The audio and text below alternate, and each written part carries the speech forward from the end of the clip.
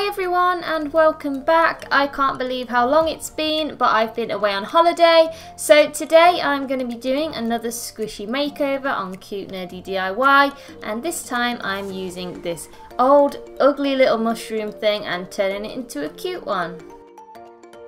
So I got this squishy from a toy shop in the UK for £4.99. It's actually the same make where I got the one for my Hello Kitty one. Now they've got quite a few quite funny looking squishies, so I think I might do quite a few of these ones. So if you want to let me know which ones on the back there that you'd like me to do, then I shall go out and buy them. So this squishy was really soft, but I genuinely couldn't believe how messy it was, and considering that this is being sold in a shop, it's a bit strange how much paint was kind of coming off and how everything had been misprinted, so this definitely needed a squishy makeover. So as usual, I've used acrylic paint, PVA glue and shaving foam to make my mixture.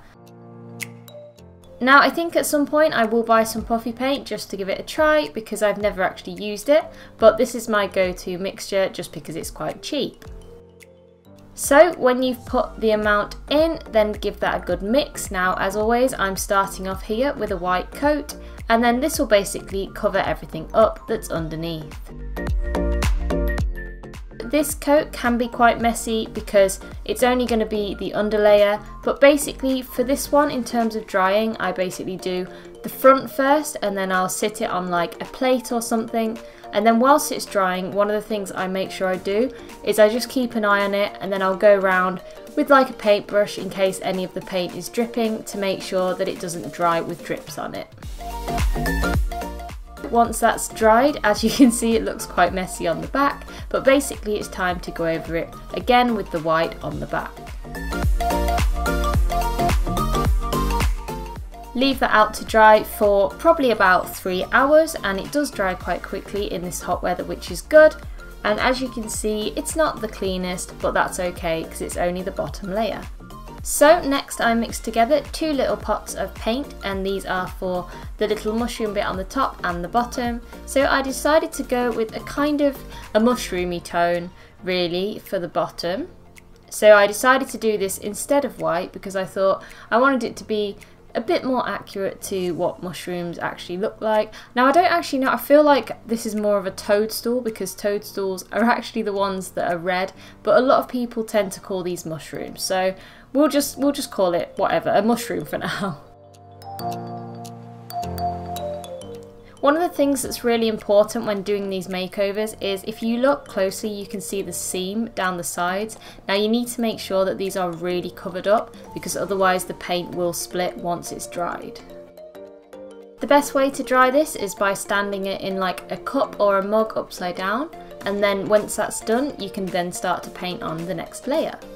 So luckily we only needed 1 layer for this. I did actually do the pink layer straight after the first layer of the kind of fleshy colour.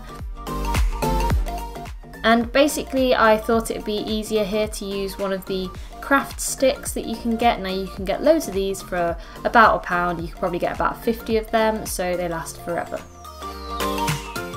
But basically just cover it up really well. And then when I set this to dry, I stood it the other way up in the cup, and once again just keep an eye on it in case anything starts dripping, and just very carefully wipe any drips away with the paintbrush.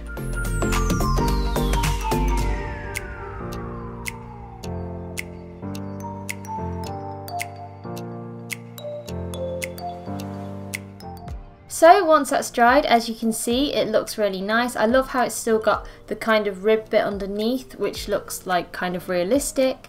And the next step, I decided to draw some cute little hearts on. I thought it might be a bit plain if it just stayed red, and I didn't want to do the kind of generic dots that they normally have on them, so I thought it'd be super cute if I put some little tiny white hearts on. Again, this is just using the Puffy paint mixture that I used for the base coat. Now I bought some storage containers, as you can see all the little pots I've got, and it's a really good idea to buy these so that you can use the paint over and over again. So once that's all covered, as you can see, it looks really neat and it looks a lot better than it did beforehand. And the final step is to paint the face on.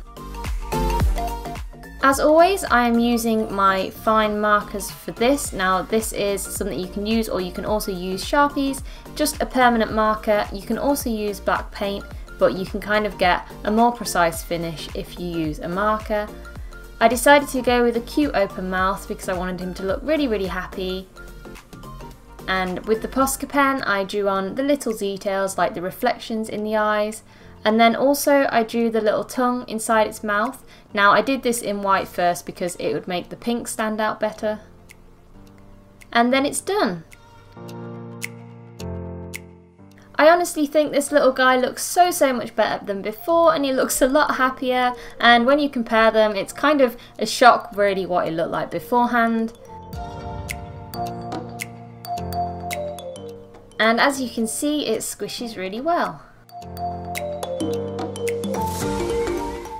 So I have now got an Instagram account. If you want to follow me on that, then it's literally @cutenerdyDIY, and you can find me on there and you'll see some of the kind of behind the scenes process of stuff, and I will be doing some giveaways within time.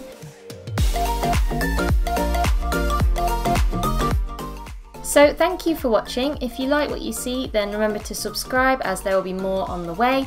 There will be another Squishy Makeover tomorrow, but it's a bit of a different one and it's quite funny, so I'm looking forward to you seeing that. And yeah, I will see you in the next video.